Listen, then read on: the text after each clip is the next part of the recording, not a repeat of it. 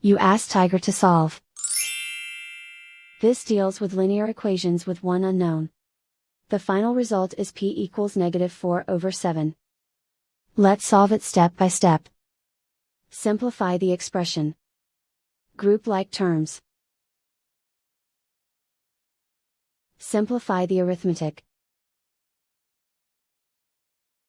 Group all constants on the right side of the equation. Add 4 to both sides. Simplify the arithmetic.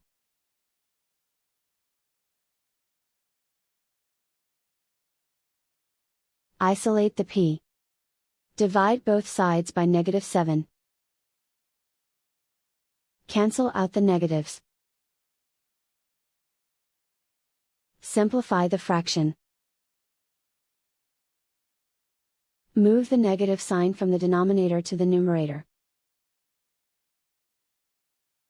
And so the final result is p equals -4/7.